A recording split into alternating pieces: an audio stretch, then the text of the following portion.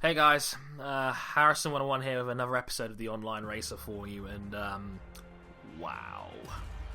We might be witnessing one of the most controversial Formula 1 moments since Ayrton Senna ploughed into the side of Alain Prost 25 years ago. I'm not making this up. This is huge. Okay?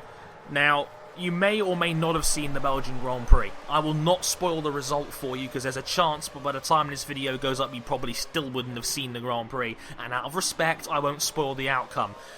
What happened on lap 2? Rosberg attempts a pass on Hamilton past the Eau Rouge and into the right-left complex afterwards. Hamilton is on the right-hand side. Rosberg's trying to go the long way around.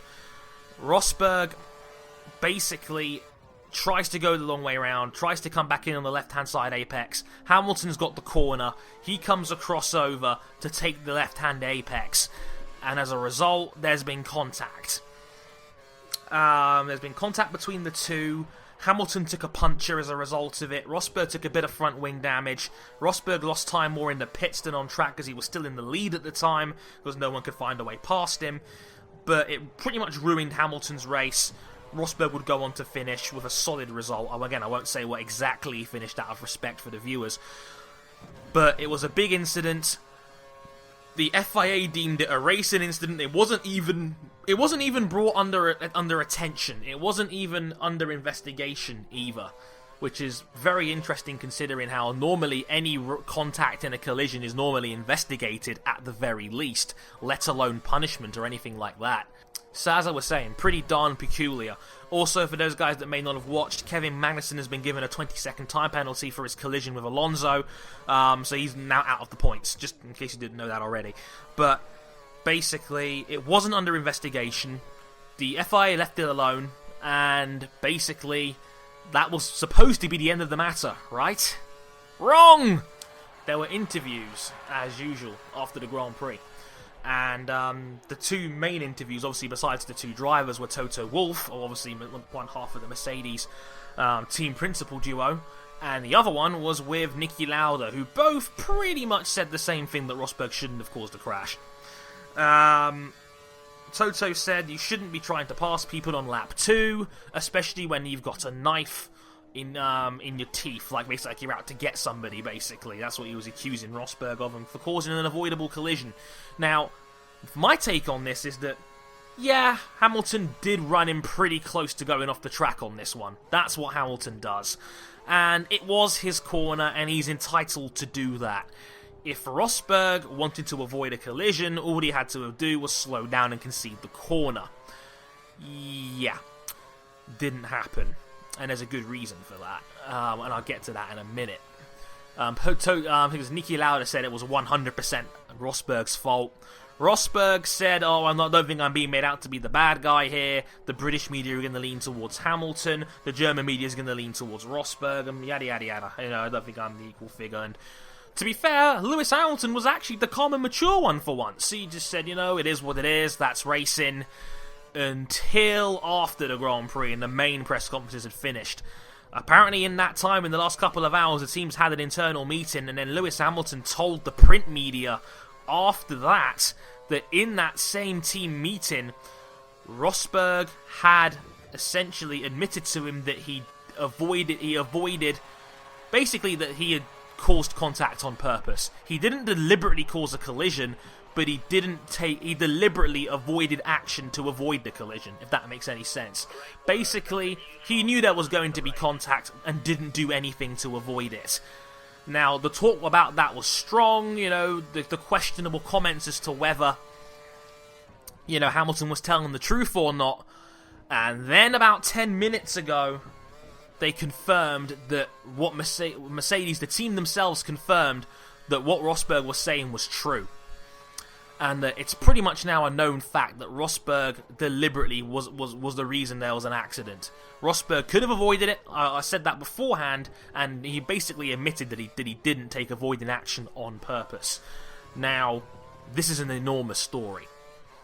Essentially, the leader of the Formula 1 World Championship caused a collision which could dramatically alter the path of the championship. It's an enormous story. we haven't had anything like this in years, where a guy has deliberately caused an accident to alter a championship. It's very Schumacher-esque in that sense, when he did it with Jacques Villeneuve all those years ago. I think it was 1997 that happened. I think it's nearly 20 years ago now. But we are witnessing a deliberate thing here, or what it seems like is a deliberate thing. Obviously, there's still an element of doubt in the air because we haven't heard it directly from Rosberg. But if the team has said it and Hamilton has said it, I'm inclined to believe them. There's so many different ways of looking at this. I could look at it from Hamilton's point of view in terms of maybe Hamilton's salty about the accident, which maybe he's got a right to be in this circumstance, and he's leaked something to the media like this. Hamilton's got a track record of doing this. It's not the first time Hamilton has leaked something out there to the masses at large. You got to remember as well, on top of that once before he leaked team telemetry out there to the public eye on his Twitter page. So it's not the first time Hamilton's leaked something like this. And I also kind of have to question his motives here.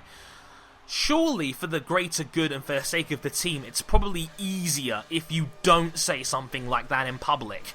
Because now the fans are erupting on Twitter as we speak, talking about this incident, people labelling Rosberg a cheat, etc, etc. And the blow-up is going to be OTT and enormous. It probably didn't deserve to be beforehand, but now we know there was intent to cause an accident there. It changes the landscape entirely.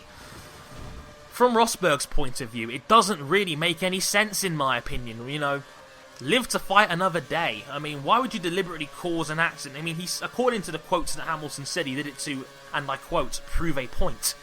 What point was he trying to prove, you know? Like, I don't know what point he was trying to make here, like, well, I'm in charge, I want this championship more than you, so I'm going to risk my car and my health to cause an accident to make sure that you don't win this championship. Because, in theory, Rosberg could just crash into Hamilton every single Grand Prix. If Hamilton doesn't finish, Rosberg will be champion more than likely. Well, maybe unless Ricciardo comes into play, but, you know, you get what I'm trying to say here, I'm sure. And, yeah, like, if you're championship leader and you have confidence in your own abilities, why would you cause something like this? Like, why would you deliberately make sure there was an accident, or risk that Hamilton didn't finish, or risk that yourself wouldn't finish? Because, you know, if Hamilton didn't take the puncher and was able to keep going, and Rosberg had a broken front wing, it hurts Rosberg in the long run, so surely the risk isn't worth it. It's ridiculous, and the FIA now, I think, needs to step in here. Like, beforehand they probably didn't. I mean, you think this was just an internal matter, but Lewis Hamilton leaking this to the press has now made it a far bigger deal.